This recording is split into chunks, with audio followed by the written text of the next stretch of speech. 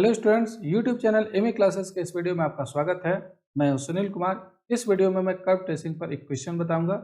इस वीडियो के पहले मैं कर्व ट्रेसिंग पर 2 वीडियोज अपलोड कर चुका हूं। डिस्क्रिप्शन में उसका लिंक मिल जाएगा, आप वहां से उसको देख सकते हैं या ऊपर आ रहे आई बटन को भी प्रेस करके कर्व ट्रेसिंग के प्लेलिस्ट में जा सकते हैं। इस वीडियो को स्टार्ट करने के पहले मैं आप सभी की जानकारी के लिए बता दूं कि एमए क्लासेस के नाम से एक मेरा मोबाइल एप्लीकेशन भी है, प्ले स्टोर में मिल जाएगा, लिंक डिस्क्रिप्शन में दिया हुआ है, आप वहां से उसको डाउनलोड कर सकते हैं।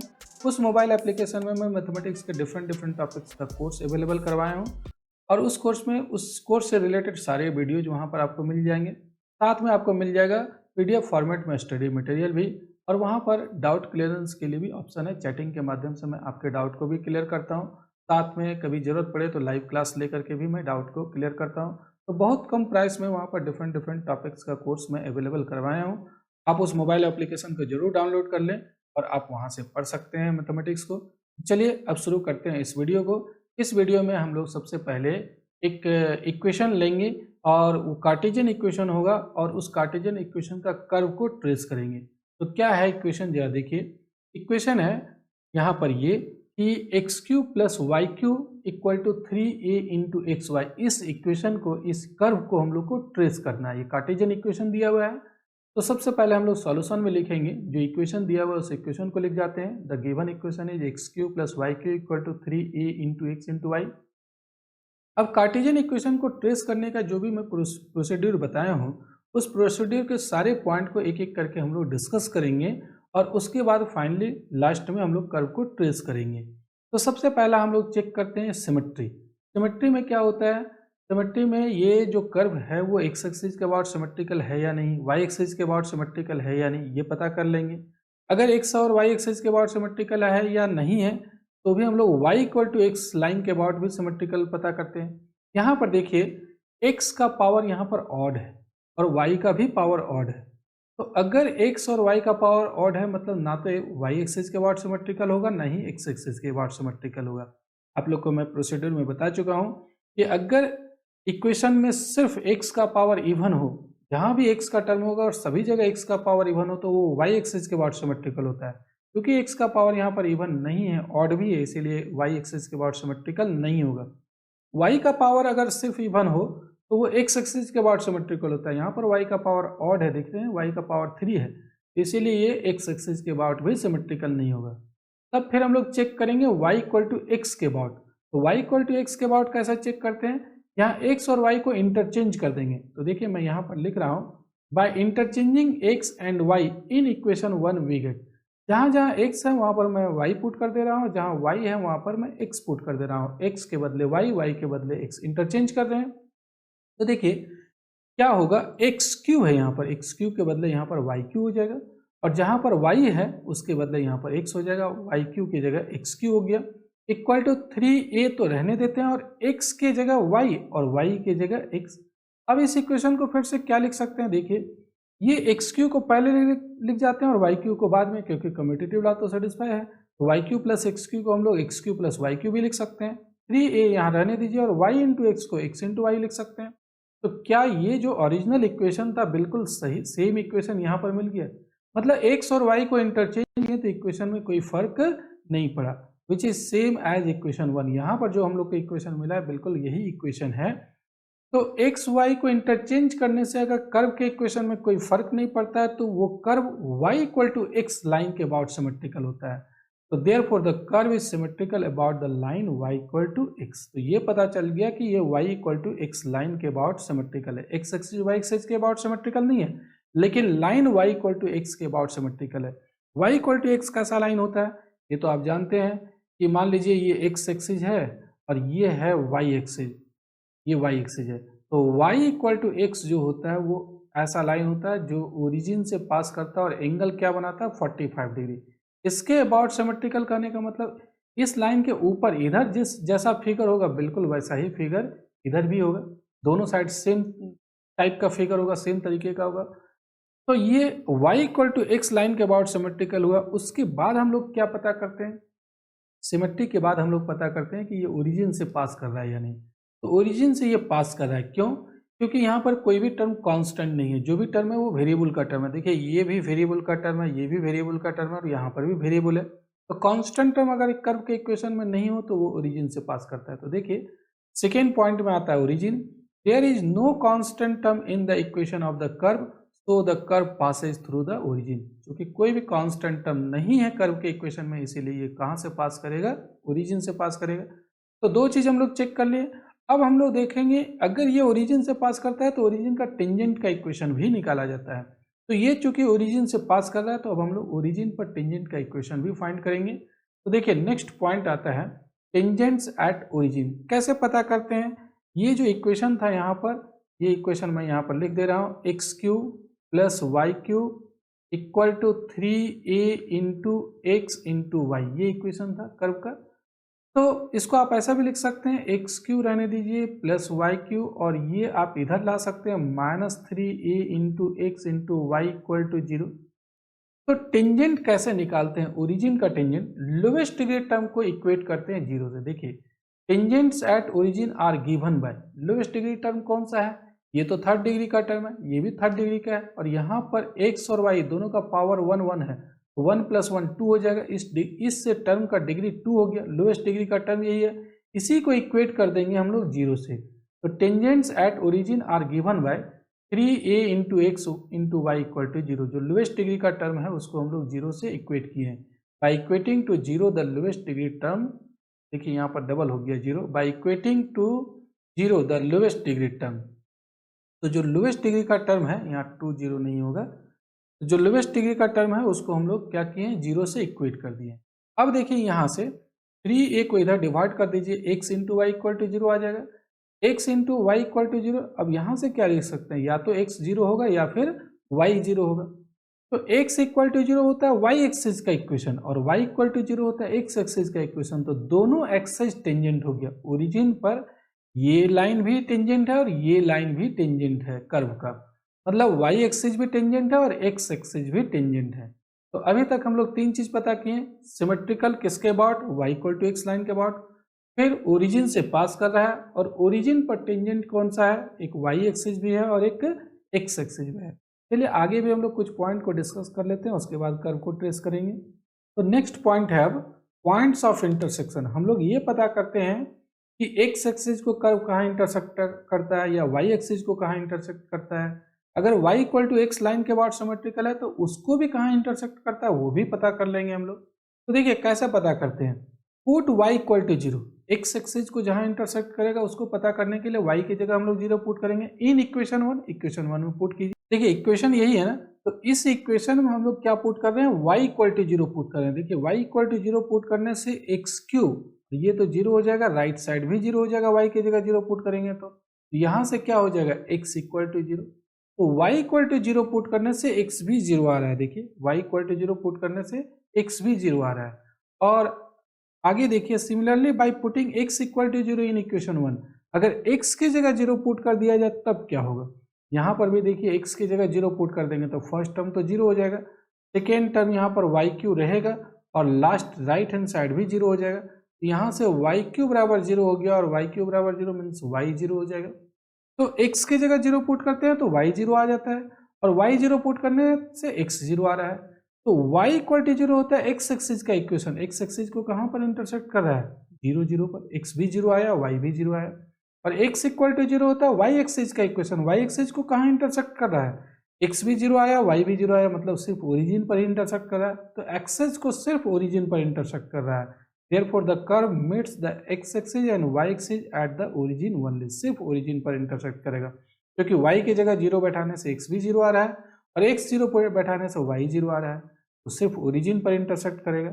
अब ये जब पॉइंट ऑफ इंटरसेक्शन पता चल गया तो हम लोग ये x एक्सिस और y एक्सिस के साथ पता चला है। अब हम लोग क्या करते हैं, to find intersection with the line y equal to x, y equal to x line के अबाउट सिमेट्रिकल था ना कर्व, तो इसके साथ कहाँ इंटरसेक्ट करता है ये भी पता करेंगे। इसको पता करने के लिए क्या करेंगे, we put y equal to x in equation 1 we get. अब इस इक्वेशन में हम लोग y की जगह x पुट कर देंगे, मैं थोड़ा सा इसको इरेज कर देता हूँ। देखिए y equal to x put करने से क्या होगा, जरा यहाँ पर ध्यान दीजिएगा, मैं इसके बाद लिख करके बता दूंगा। तो देखिए y equal to x put करेंगे, एक्स क्यू यहाँ पर रहने देते हैं और y की जगह भी x पुट करेंगे, यहाँ पर भी एक्स क्यू, और इधर हो जाएगा 3ax और y की जगह भी क्या पुट करेंगे x। तो ये हो जाएगा x cube plus x cube equal to 3a into x into x. देखिए मैं अगले स्लाइड में यही चीज लिखा हूँ, देखिए यहाँ पर कि x cube plus x cube equal to 3a into x. अब ये x cube plus x cube कितना हो जाएगा 2x क्यू, और ये इधर ट्रांसपोज कर दीजिए -3ax² इक्वल टू 0। अब यहाँ से एक्स स्क्वायर को कॉमन ले लीजिए तो यहाँ पर बच जाएगा 2x, और यहाँ एक्स स्क्वायर कॉमन लेंगे तो -3a इक्वल टू 0। यहाँ से क्या हो जाएगा x इक्वल टू 0, यहाँ से x का वैल्यू 0 आएगा, और यहाँ से क्या आएगा x का वैल्यू, ये भी तो 0 के बराबर होगा। यहाँ से x का वैल्यू हो जाएगा 3a डिवाइडेड बाई 2। तो x इक्वल टू 0 और x equal to 3a by 2, ये कौन सा लाइन का हम लोग इंटरसेक्शन पॉइंट पता कर रहे हैं। जैसे ये x एक्सिस है और ये y एक्सिस है, ये है y इक्वल टू x, ये लाइन है y इक्वल टू x। इसको कर्व कहाँ कहाँ इंटरसेक्ट कर रहा है, तो एक तो यहाँ पर कर रहा है x इक्वल टू 0 आया, और दूसरा आया है x कोऑर्डिनेट पता चल गया, x कोऑर्डिनेट 3a बाई 2 आया, जहाँ इंटरसेक्ट करेगा उसका coordinate 3a by 2। y coordinate पता कीजिए, तो कैसा पता करेंगे, इसमें पुट कर दीजिए y इक्वल टू x में, x का वैल्यू पुट करेंगे तो देखिए क्या आएगा यहाँ पर, दैट इज जब x 0 पुट करेंगे, इसमें x की जगह 0 पुट करेंगे तो y भी 0 आ जाएगा, और x का वैल्यू 3a बाई 2 पुट करेंगे, यहाँ x का वैल्यू 3a बाई 2 पुट करने से y भी 3a बाई 2 आ जाएगा, क्योंकि y इक्वल टू x था। इसी लाइन का इंटरसेक्शन पॉइंट निकाल रहे हैं, तो x और y दोनों इक्वल था, तो x का जो वैल्यू आया वही y का भी वैल्यू हो जाएगा। तो कौन कौन सा पॉइंट पर इंटरसेक्ट किया, देखिए पॉइंट का कोऑर्डिनेट हम लोग लिख लेते हैं। Therefore the line y equal to x intersect the curve at 0 0। एक तो 0 0 पर इंटरसेक्ट किया, x 0 पुट करते हैं तो y भी 0 आ रहा है, एंड दूसरा कौन सा पॉइंट हो जाएगा, x 3a बाई 2 पुट करते हैं तो y 3a बाई 2 मिल रहा है, 3a बाई 2 3a बाई 2, तो दो जगह इंटरसेक्ट कर रहा है इस लाइन को, एक तो यहाँ पर इंटरसेक्ट कर रहा है और एक यहाँ पर इंटरसेक्ट कर रहा है। और इसका कोऑर्डिनेट क्या हो गया, अगर कोऑर्डिनेट लिखें तो 3a divided by 2 comma 3a divided by 2, ये कोऑर्डिनेट हो जाएगा। तो अभी तक हम लोग पता कर लिए कि ये पॉइंट ऑफ इंटरसेक्शन एक्सिस के साथ सिर्फ 0 0 पर इंटरसेक्ट कर रहा है, और इस लाइन के साथ दो पॉइंट पर इंटरसेक्ट कर रहा है। अब चलिए आगे बढ़ते हैं, और नेक्स्ट हम लोग देखते हैं रीजन, कि किस रीजन में कर्व होगा। तो कर्व का इक्वेशन क्या था, मैं एक बार इक्वेशन लिख जाता हूं, उसके बाद मैं आगे बताऊंगा। ये कर्व का इक्वेशन था x cube plus y cube equal to 3a into x into y. देखिए यहाँ पर मैं क्या लिखा हूं कि x and y both can not be negative, दोनों x y एक साथ नेगेटिव नहीं हो सकता है। क्यों नहीं हो सकता है, जरा समझ लीजिए इसको बारे में। मान लीजिए अगर x आप नेगेटिव पुट किए, सपोज कीजिए x का भी वैल्यू नेगेटिव पुट कर रहे हैं और y का भी वैल्यू आप नेगेटिव पुट कर रहे हैं, तो ये इक्वेशन में देखिए लेफ्ट हैंड साइड क्या होगा, ये नेगेटिव पुट कर रहे हैं तो नेगेटिव का पावर 3 करेंगे तो वो तो नेगेटिव होगा, और फिर प्लस यहाँ y क्यूब है, y का वैल्यू हम लोग नेगेटिव पुट कर रहे हैं तो नेगेटिव का पावर 3 करेंगे तो ये भी नेगेटिव होगा, और नेगेटिव का पावर 3 करने पर नेगेटिव होगा, ये क्यूब हटा दीजिए, क्यूब करने पर भी नेगेटिव ही आएगा, तो नेगेटिव और नेगेटिव दोनों को ऐड करेंगे तो नेगेटिव हो जाएगा। तो लेफ्ट हैंड साइड तो नेगेटिव हो गया, और राइट हैंड साइड क्या होगा जरा देखिए, 3a और x है यहाँ पर, तो x और x का वैल्यू नेगेटिव और y का भी वैल्यू नेगेटिव, और नेगेटिव नेगेटिव मल्टीप्लाई करेंगे तो ये पॉजिटिव आ जाएगा। तो देखिए लेफ्ट हैंड साइड आ रहा है आपका नेगेटिव और राइट हैंड साइड क्या आ रहा है, पॉजिटिव आ रहा है। क्या ये दोनों इक्वल होगा, लेफ्ट हैंड साइड का वैल्यू नेगेटिव और राइट हैंड साइड का वैल्यू पॉजिटिव, तो इधर हो जाएगा नेगेटिव इधर हो जाएगा पॉजिटिव, कभी इक्वल नहीं होगा। तो इसका मतलब अगर हम लोग दोनों x और y दोनों अगर नेगेटिव पुट करते हैं तो वो सेटिस्फाई नहीं करता है।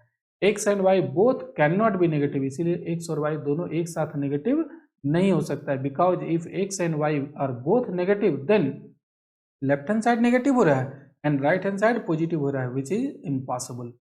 तो इसका मतलब x और y दोनों नेगेटिव किस क्वाड्रेंट में होता है, अगर हम लोग क्वाड्रेंट की बात करें तो आपको पता होगा कि थर्ड क्वाड्रेंट में x भी नेगेटिव होता है और y भी नेगेटिव होता है, तो ये तो सेटिस्फाई करेगा नहीं, नेगेटिव नेगेटिव x भी नेगेटिव और y भी नेगेटिव नहीं रख सकते हैं, वो तो इक्वेशन को सेटिस्फाई कर नहीं रहा है, तो इसीलिए थर्ड क्वाड्रेंट में कर्व का पोर्शन नहीं होगा।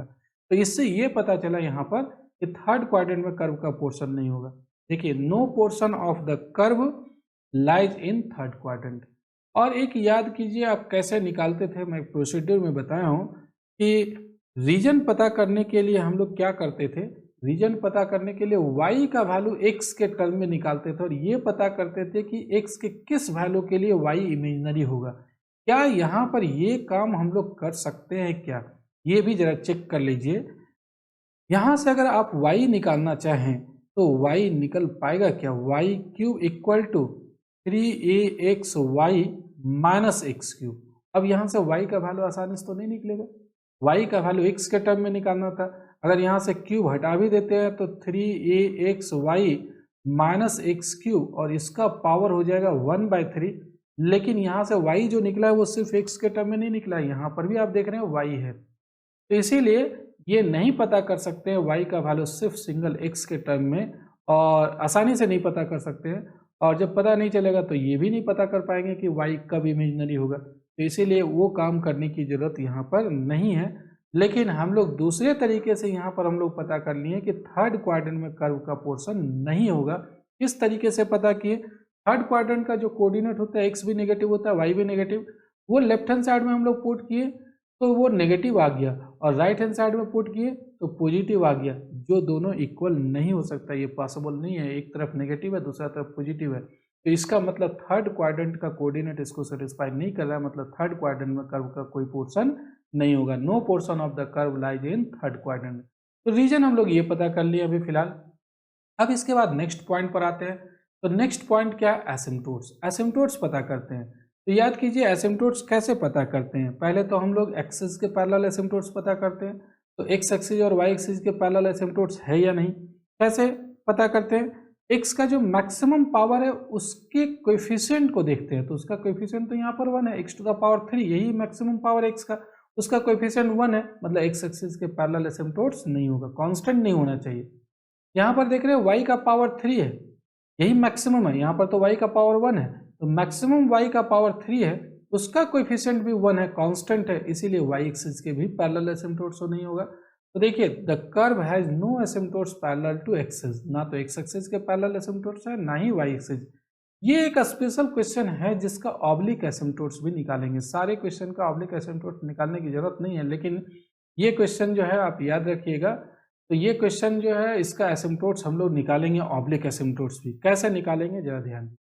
To find oblique एसिम्पटोट्स, oblique asymptotes निकालने के लिए जो मैं प्रोसेस बताया हूँ, आप अगर नहीं जानते तो आप देख लीजिए, एसिम्पटोट्स चैप्टर में मिल जाएगा, और बाद में मैं एसिम्पटोट्स पर भी एक वीडियो अपलोड कर दूंगा कि कैसे एसिम्पटोट्स निकाला जाता है, ऑब्लिक एसिम्पटोट्स। तो देखिए ऑब्लिक एसिम्पटोट्स मैं इस क्वेश्चन से समझा देता हूँ, आपको समझ में आ जाना चाहिए कि पुट करते हैं x equal to 1 y equal to m in the highest degree term.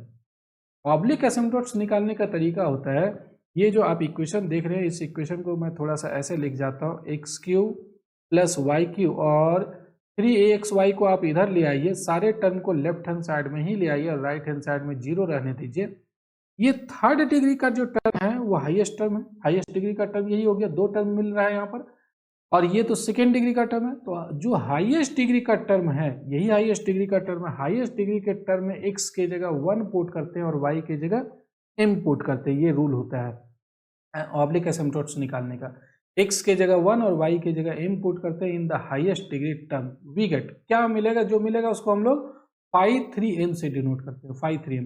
तो देखिए यहाँ पर x का जब वैल्यू 1 पुट करेंगे तो 1 का क्यूब करने पर 1 ही आएगा, यहाँ पर 1 मैं लिख रहा हूँ, और y के जगह m पुट करेंगे तो m क्यूब हो जाएगा। तो ये फाई 3m से डिनोट करते हैं। फिर उसके बाद इससे कम डिग्री वाला जो टर्म है उसमें भी यही काम करते हैं, यही चीज पुट करते हैं, और उसको फाई 2m से डिनोट करेंगे। ये 3 बता रहा है डिग्री, ये थर्ड डिग्री में पुट किए तो यहाँ पर फाई 3m लिखे। अब फिर हम लोग क्या करेंगे, सिमिलरली फाई 2m मतलब सेकेंड डिग्री जो टर्म होगा, थर्ड डिग्री के जस्ट 1 डिग्री कम जो टर्म होगा, उसमें हम लोग x के जगह 1 और y के जगह m पुट करेंगे। तो देखिए क्या हो जाएगा, phi 2m equal to -3a, और x के जगह 1 और y के जगह m पुट करेंगे -3am आ जाएगा, -3m। तो ये फाई 3m और फाई 2m निकाल लेंगे। अब उसके बाद क्या करते हैं, फाई 3m को 0 पुट करते हैं। ये फाई 3m जो है उसका वैल्यू 0 पुट करते हैं। तो देखिए मैं नेक्स्ट स्लाइड में लिख रहा हूँ कि put phi 3m equal to 0, phi 3m का वैल्यू यही था 1 प्लस m क्यूब, इसको हम लोग 0 पुट कर रहे हैं। ये a cube plus b cube में फैक्टराइज हो जाएगा, a plus b into a square minus a b plus b square equal to 0। ये जो फॉर्मूला होता है a cube plus b cube का, उस फॉर्मूला में हम लोग फैक्टराइज कर लिए हैं। अब या तो फर्स्ट फैक्टर जीरो होगा, 1 प्लस एम जीरो होगा, या फिर 1 minus m plus m square equal to zero होगा।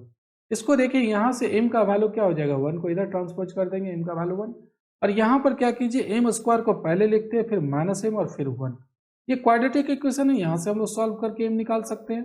तो देखिए that is m equal to तो -1 आ गया, और यहाँ से m का वैल्यू निकालेंगे तो माइनस b की जगह -1 है, minus b plus minus root under b square, -1 का होल स्क्वायर करेंगे 1, माइनस 4ac, 4a की जगह 1 और c की जगह 1, तो माइनस 4ac का वैल्यू 4 आएगा, डिवाइडेड बाय 2a की जगह 1। तो ये तो इमेजनरी आ जाएगा, रूट अंडर 1 माइनस 4 मतलब ये रूट अंडर -3 का रूट अंडर इमेजनरी आ जाएगा। तो रियल वैल्यू जो है वो सिर्फ यहाँ पर क्या है, -1 है। m का सिर्फ रियल वैल्यू लिखना है। अभी तक हम लोग क्या किए, 53m निकाले, 52m निकाले और 53m का वैल्यू 0 पुट कर दिए। 0 पुट करके रियल वैल्यू हम लोग पता कर लिए, m का रियल वैल्यू -1 निकला। अब हम लोग एक c निकालते हैं। एक्चुअली एसिम्प्टोट्स का इक्वेशन यहाँ पर हम लोग जो ऑब्लिक एसिम्प्टोट्स का इक्वेशन लिखते हैं वो ये लिखते हैं, y equal to mx plus c. जहाँ m तो पता कर लिया, स्लोप पता कर लिया, c पता करने का एक फॉर्मूला होता है। c पता करने का formula -φ2m divided by φ3m। φ2m का वैल्यू -3am आया था, पिछले स्लाइड में मैं बता चुका हूँ, और φ3m तो यही है, इसको डिफ्रेंशिएट कर देना है। डिफ्रेंशिएट करेंगे तो 1 का तो 0 हो जाएगा और mq का क्या हो जाएगा, 3m स्क्वायर हो जाएगा। ये देखिए माइनस माइनस प्लस हो जाएगा, यहाँ पर 3 कैंसिल हो जाएगा, am बच रहा है और यहाँ पर नीचे m स्क्वायर बच रहा है। m को कैंसिल मत कीजिएगा, क्योंकि m कैंसिल करने से ये 0/0 वाला जो ऑप्शन होता है वो हट जाता है। यहाँ पर m कभी भी कैंसिल मत कीजिएगा। तो अब देखिए क्या करते हैं, m का वैल्यू यहाँ पर -1 आया रियल वैल्यू, m का वैल्यू यहाँ पर -1 पुट कर देते हैं। One m equal to -1, c का वैल्यू क्या हो जाएगा, c का वैल्यू हो जाएगा a, और यहाँ पर -1 पुट करेंगे तो -a हो गया, और -1 का होल स्क्वायर 1 हो जाएगा। इसका वैल्यू क्या आएगा, ये -1 आएगा। यहाँ पर थोड़ा सा मिस्टेक है, इक्वल टू छूटा हुआ है, इक्वल टू ये हो गया -1। अब देखिए एसिम्प्टोट्स निकालने का फॉर्मूला है, एसिम्प्टोट्स निकालने के लिए y equal to mx plus c. तो y यहाँ पर रहने दीजिए, m का वैल्यू -1 है तो -1 इंटू एक्स, और c का वैल्यू -a निकला है। इस -x को आप इधर ले आइए, x प्लस वाई, ये -a को भी इधर ले आएंगे, x plus y plus a equal to 0। तो ये एक एसिम्प्टोट्स निकल गया। तो अभी तक हम लोग क्या क्या काम किए जरा देखिए या समझ लीजिए। अभी तक जो काम किए हैं उससे कर्व को हम लोग ट्रेस कर सकते हैं या नहीं कर सकते हैं, जरा इसके बारे में समझ लेते हैं। उसके बाद अगर नहीं करेंगे तो नहीं, अगर होगा ट्रेस तो फिर हम लोग स्पेशल पॉइंट को भी देखेंगे। ये यहाँ पर एक्स एक्सिस है और ये वाई एक्सिस। कर्व का पोर्शन थर्ड क्वाड्रेंट में नहीं है, और एक्स एक्सिस एसिम्प्टोट्स है तो एक्स एक्सिस एसिम्प्टोट्स है तो सॉरी एक्स एक्सिस टेंजेंट है ओरिजिन पर, तो जरूर कर्व का पोर्शन कुछ इस तरीके से होगा। टेंजेंट है ना एक्स एक्सिस, तो ये जरूर कर्व का पोर्शन ऐसा होगा। इधर नहीं होगा, इधर नहीं होगा, क्योंकि अगर इधर करते हैं तो वो थर्ड क्वाड्रेंट में भी फिगर आ जाता है, तो इसीलिए इधर नहीं होगा, इसको मैं हटा दे रहा हूँ। अब उसके बाद वाई एक्सिस भी टेंजेंट है, तो वाई एक्सिस टेंजेंट है तो ये भी टेंजेंट हो जाएगा। वाई एक्सिस भी टेंजेंट है तो कर्व यहाँ पर कुछ इस तरीके से होगा। इधर नहीं होगा, इधर नहीं होगा, क्योंकि थर्ड क्वाड्रेंट में आ जाएगा। ओरिजिन पर जो टेंजेंट है वो वाई एक्सिस भी है और एक्स एक्सिस भी है। और ये एसिम्प्टोट्स क्या है, x plus y plus a equal to 0, यही एसिम्प्टोट्स है। आप इसको ऐसा भी लिख सकते हैं, x plus y equal to -a। तो ये एसिम्प्टोट्स अगर आप निकालना चाहें तो एक बार हम लोग टेबल बना लेते हैं, एक्स और वाई। एक्स अगर 0 पुट करेंगे तो वाई का वैल्यू -a आएगा, और वाई अगर 0 पुट करेंगे तो एक्स का वैल्यू -a आएगा। तो 0 -a से पास करेगा, एक्स 0 और वाई -a।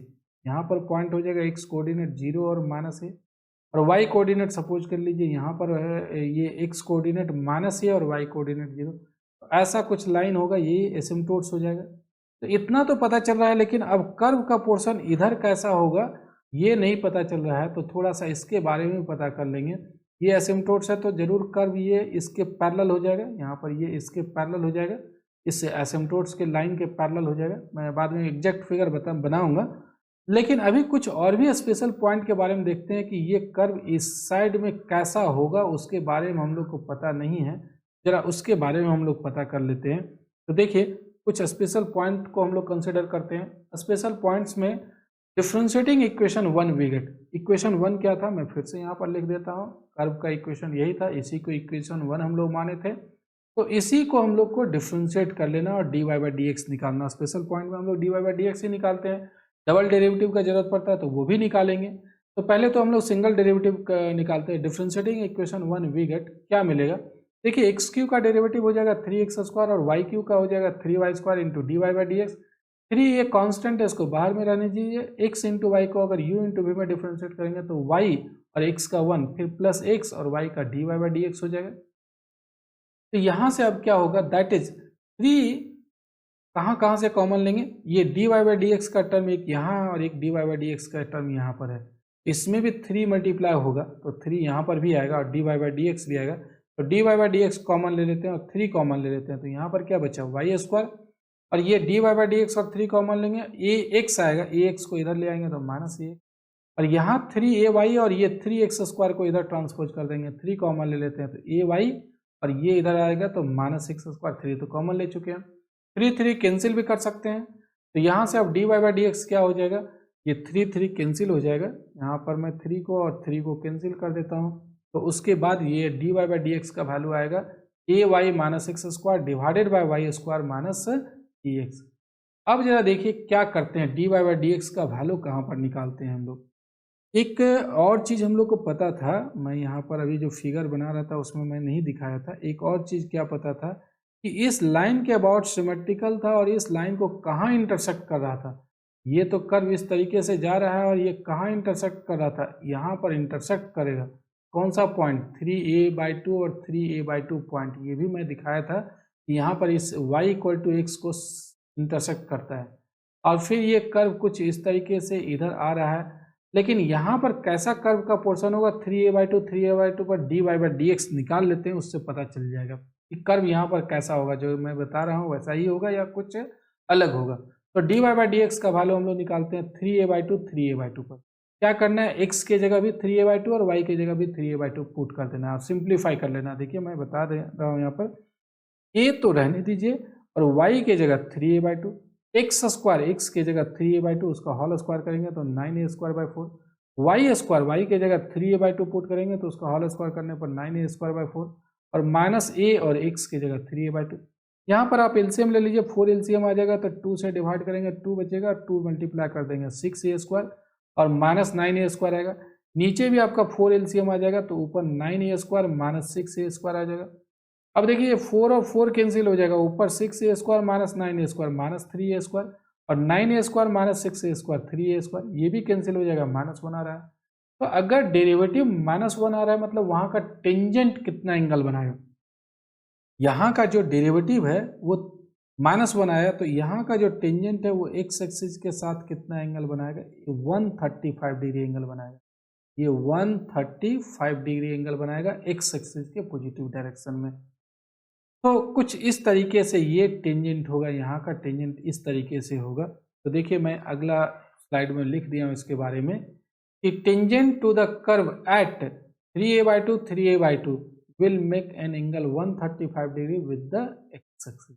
अब जो हम लोग काम कर चुके हैं उतना से अब कर्व को ट्रेस करते हैं, या फिर से समझिए।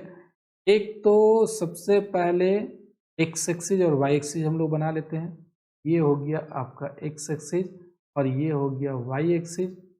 ये मैं बता चुका हूँ अभी कि एसिम्प्टोट्स कुछ इस तरीके का है, ये एसिम्प्टोट्स है तो पास कहाँ से कर रहा था, एक्स कोऑर्डिनेट 0 और वाई कोऑर्डिनेट -a, और यहाँ पर से पास कर रहा था जिसका एक्स कोऑर्डिनेट -a और वाई कोऑर्डिनेट 0। इसका इक्वेशन हम लोग को पता था x + y = -a था, या आप -a को इधर रख सकते हैं। और इस लाइन के अबाउट सिमेट्रिकल था, ये जो लाइन है y = x, इसके अबाउट सिमेट्रिकल। और इस लाइन को कहाँ इंटरसेक्ट कर रहा था, 3a/2 पर 3a/2 पर। और यहाँ का टेंजेंट कैसा है, टेंजेंट ऐसा होगा जो एक्स एक्सिस के साथ कितना एंगल बना रहा है, ये एक्स एक्सिस है, एक्स एक्सिस के साथ 135 डिग्री एंगल बना रहा है। एग्जैक्ट फिगर मैं बता दूंगा, अभी मैं ट्रेस करके बता रहा हूँ। और ये इधर देखिए ये एसिम्प्टोट्स है और ये एसिम्प्टोट्स है, और यहाँ पर देखिए कर्व एक्स एक्सिस को टच कर रहा है, एक्स एक्सिस को टच कर रहा है तो कुछ इस तरीके से होगा। और कर्व ऐसा जाकर के यहाँ पर मुड़ जाएगा, ऐसा हो जाएगा। ऐसा इसलिए होगा ताकि ये टेंजेंट भी है ना, तो टेंजेंट है तो टच करेगा। और ये जैसा figure x x y equal to x line जो है, ये लाइन आपको जो दिख रहा है, ये लाइन के अबाउट सिमेट्रिकल है।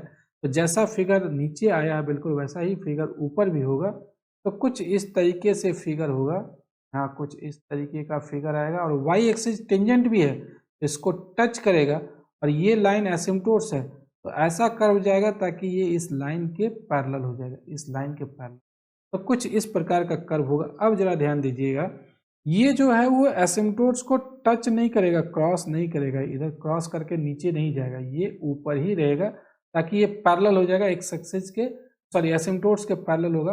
एसिम्प्टोट्स एक ऐसा लाइन होता है जो इन्फिनिटी पर टच करता है कर्व को। तो ये एक ऐसा लाइन है जो कहाँ पर टच करेगा, इसको इन्फिनिटी पर टच करेगा। तो यही फिगर हो गया। देखिए सारे पॉइंट यहाँ पर है या नहीं, इसको मैं फिगर को हटा दे रहा हूँ। एक मैं जो पहले से ट्रेस किया हूँ उसको मैं यहाँ पर लिख रहा हूँ। अब यहाँ पर देखिए सारे चीज़ों को जो मैं पहले जितना भी चीज़ डिस्कस किया हूँ वो सारा चीज़ है या नहीं। सबसे पहला तो ओरिजिन सिमेट्रिकल है। कौन सा लाइन के अबाउट सिमेट्रिकल है, एक मिनट जरा सा मैं लाइन वहाँ पर छुटा हुआ है, मैं लाइन यहाँ पर ड्रॉ कर देता हूँ। ये इस लाइन के अबाउट, ये डॉटेड लाइन, क्योंकि वो कर्व का पार्ट नहीं है इसलिए मैं इसको डॉटेड लाइन से दिखा रहा हूँ। ये सॉरी एक मिनट, थोड़ा सा मैं इसको इरेज कर लेता हूँ। ये कौन सा लाइन के अबाउट सिमेट्रिकल है, इस तरीके से लाइन होगा, थोड़ा एग्जैक्ट तो नहीं बन रहा है लेकिन आप लोग बना लीजिएगा। y equal to x line के अबाउट सिमेट्रिकल है। तो देखिए यहाँ पर क्या क्या चीज़ है। सबसे पहले तो इस लाइन के अबाउट सिमेट्रिकल है, कर्व का पोर्शन जैसा इस लाइन के ऊपर है बिल्कुल वैसा ही नीचे है। दूसरा ओरिजिन से पास कर रहा है। तीसरा वाई एक्सिस भी इसका टेंजेंट है ओरिजिन पर और एक्स एक्सिस भी टेंजेंट है। और चौथा रीजन जो है वो थर्ड क्वाड्रेंट में कर्व का पोर्शन नहीं है। पांचवा एसिम्प्टोट्स जो है वो देख रहे हैं, ये लाइन जो है वो एसिम्प्टोट्स है। और छठा जो है वो एसिम्प्टोट्स के बाद में फिर बताया था कि स्पेशल पॉइंट के बारे में भी बताया था, और इंटरसेक्शन पॉइंट के कहाँ कहाँ इंटरसेक्ट करता है।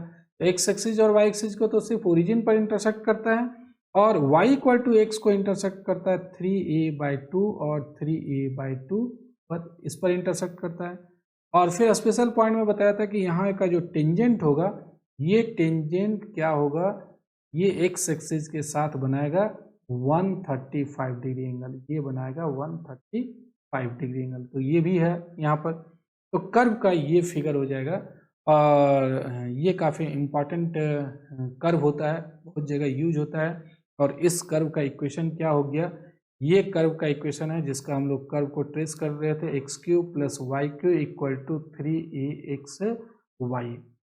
अब इसमें अगर कोई डाउट है तो आप कमेंट में ज़रूर लिखेंगे। कमेंट में ये भी लिखेंगे कि ये वीडियो आपको कैसा लगा। अगर ये वीडियो आपको पसंद आया तो आप ज़रूर अपने फ्रेंड्स के साथ शेयर करेंगे और लाइक ज़रूर करेंगे। अगर अभी तक मेरे चैनल को सब्सक्राइब नहीं किया तो ज़रूर सब्सक्राइब कर लेंगे। और चलिए मिलते हैं नेक्स्ट वीडियो में। इस वीडियो को देखने के लिए बहुत बहुत धन्यवाद।